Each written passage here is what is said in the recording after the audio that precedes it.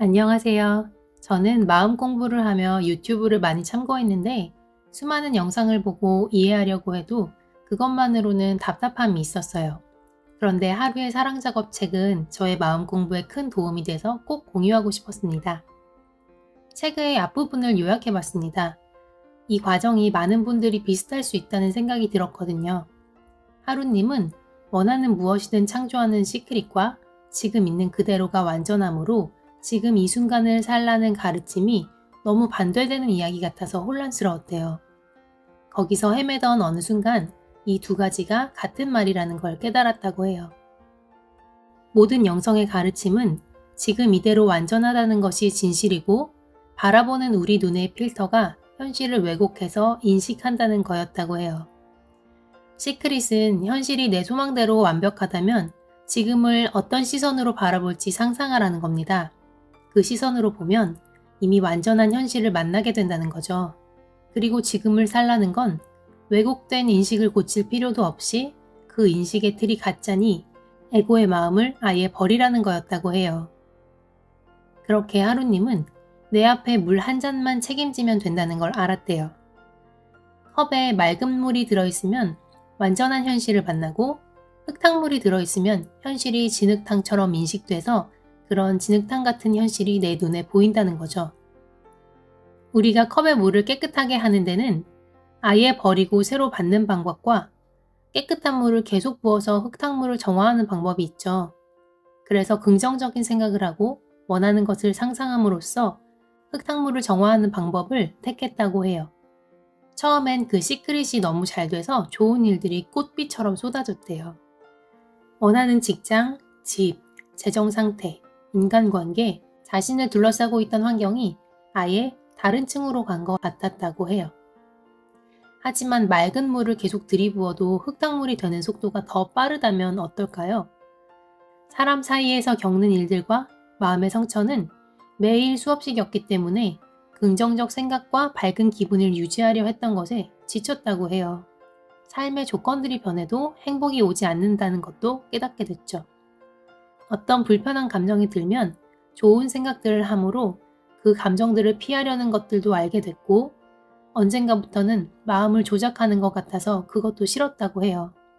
그렇게 몇 년을 우울 속에서 보내다가 어느 순간 그 우울을 직접 마주하고 편안히 받아들이게 됩니다. 그렇게 알게 된 지금 이 순간과 포옹하는 연습, 내게 찾아온 느낌과 싸우지 않고 그저 끌어안아주는 것을 사랑 작업이라고 부르고 계속 해나가갔다고 해요. 하루님은 사랑 작업으로 모든 감정을 차별 없이 수용하면서 나를 불편하게 하는 감정은 내가 나쁘다고 판단하고 무의식에 버린 아이라는 것을 알게 됐다고 합니다. 모든 것을 품고도 남는 조건 없는 사랑이 내 안에 있다는 것을 알게 됐고 무엇보다 나에 대한 나의 태도가 달라졌다고 해요. 내가 못났다고 생각하고 싫다고 거부했던 것들조차 차별 없이 모든 것을 나 자신으로 받아들이는 진정한 자기 사랑을 하게 된 거죠. 무의식에 있는 두려운 마음을 직면하기와 사랑의 창조에 대해 책의 일부를 읽어드릴게요. 느낌. 무의식은 느낌을 통해서 말을 겁니다. 하지만 우리는 여러 이유를 들어 그 느낌을 무시하거나 억누르거나 왜곡합니다. 자신이 그러고 있는 줄도 모르는 상태로요. 우리의 성격, 우리의 소망, 우리가 행복해지기 위해 매달리는 일들, 그중 대부분이 무의식이 끊임없이 전하는 이 느낌으로부터 도망치기 위한 전략으로 만들어졌습니다. 아무도 없는 방에 앉아 10분만 눈 감고 가만히 있어 보려고 해도 불현듯 이유 모를 불안과 두려움이 올라옵니다. 그러면 어쩔 줄 모르는 상태가 되고 그동안 배운 가장 사랑스러운 말들을 떠올려 보려고 애씁니다. 세상은 이미 완전해. 난 이미 사랑스럽고 모든 일은 완벽하게 일어나고 있어. 조금 기분이 나아지는 것 같으면 소망이 이루어진 상태를 상상해 봅니다. 그런 식으로 두려움들을 다시 억누릅니다. 뭔가 찝찝함이 남지만 그게 최선인 거죠. 하지만 시간이 지나면 다시 그 두려움은 올라옵니다.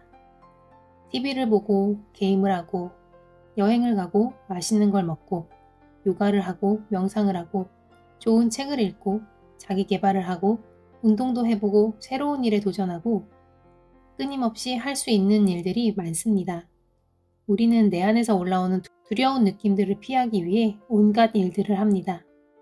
하지만 아무리 피해 다녀도 어느 순간의 삶은 우리가 두려워서 피해 다니던 것들을 우리 면전에 가져다 놓습니다. 이 세상은 그렇게 작동하도록 만들어져 있기 때문입니다. 외부 세계는 내면의 반영이다. 저항하는 것은 지속된다는 말은 이 원리를 설명해주는 말이랍니다. 그렇다면 어떻게 해야 할까요? 방법은 단순합니다. 최선을 다해 우리가 현재 느끼는 느낌에 주의를 기울이는 거예요. 삶의 우선순위를 자신의 느낌을 바라보는 데 두어야 합니다. 피하고 싶은 느낌이 올라오면 그것이 내 무의식에 억압된 마음이 보내는 구조 신호임을 알아차려야 합니다. 그리고 그 느낌을 온몸으로, 온 가슴으로 경험하는 거예요. 충분히 수용하고 경험하면 그 느낌은 노연합니다. 이것이 직면하기에 단순한 과정입니다. 우리가 두려워하는 느낌들은 단지 수용받지 못해서 무의식 안에 정체되어 있습니다. 무의식의 저장고에는 경험되지 못하고 억압된 감정의 기억들이 차곡차곡 쌓여 있어요. 그 감정들의 목적은 우리에게 경험되는 것입니다. 조건 없이 수용되는 것, 판단 없이 경험되는 것, 그게 전부입니다. 삶의 우선순위를 자기 느낌을 알아차리는 일에 두고 어떤 느낌이 느껴지든 그대로 경험하고 놓아주는 건 사실 너무나 단순한 작업이에요. 하지만 쉽다는 뜻은 아닙니다. 우리는 평생을 여기서 도망치는 것에 바쳐왔으니까요. 우리가 풍요로운 삶을 경험하고 싶다고 꿈꾸면서 결핍의 감정은 느끼지 않고 계속 버리기만 하면 할수록 그만큼 깊이 가난의 그림을 무의식에 새기고 있는 것입니다. 가난의 감정이 허상인 만큼 풍요의 감정도 허상입니다. 이들은 모두 장난감입니다. 이 감정의 파도를 허락해야만 삶은 살아있는 것이 됩니다. 누군가를 사랑하면 그 사람과 멀어질까봐 두려움을 느끼는 순간이 분명히 있습니다. 멀어지는 아픔을 전혀 의식하지 않고 사랑의 감정을 느낄 수는 없거든요. 멀어질 수 있음을 아프게 인식하는 마음 덕분에 함께 있는 이 순간이 고맙고 아름답게 느껴지는 것입니다. 매번 우리는 이상적인 인간의 모습을 마음속에 그리고 그 반대가 되는 형편없는 인간의 모습은 마음에서 버립니다. 이상적인 인간의 모습이 내 안에서 발견되면 기뻐하고 형편없는 모습이 발견되면 자신을 미워하는 거예요. 그리고 더욱 형편없는 모습을 없애고 바꾸어 이상적인 인간으로 거듭나려 하죠. 이런 노력 역시 오직 좋은 감정, 즉 사랑의 감정만을 경험하려는 에고의 노력입니다. 그렇다면 사랑의 감정이 아닌 진정한 사랑으로 창조하는 것은 어떻게 하는 것일까요? 우리는 먼저 이 세상의 상대성을 인정하고 받아들여야 합니다. 우리가 좋은 감정, 나쁜 감정이라고 판단하고 구분한 모든 감정, 그 모든 마음이 사실은 자기 자신인 사랑을 체험으로 알기 위해 만들어진 장난감이라는 걸 알아야 합니다. 이것을 알아야만 모든 감정을 올라오는 대로 경험하고 흘려보낼 수 있습니다. 계속해서 이것을 연습하면 에고와 나를 동일시하던 습관에서 조건 없는 사랑과 나를 동일시하는 관점으로 전환할 수 있게 됩니다. 이원성을 인정하고 받아들이는 과정을 통해 역설적으로 이원성을 넘어서는 것이죠. 이렇게 우리는 우리의 무의식에 자리한 감정적 상처들을 정화하게 됩니다. 우리의 본성은 신의 조건 없는 사랑인 동시에 무한한 창조성입니다. 우리는 모두 하나인 동시에 개별적이며 독특한 존재입니다. 이 모순이 우리 존재의 비밀입니다.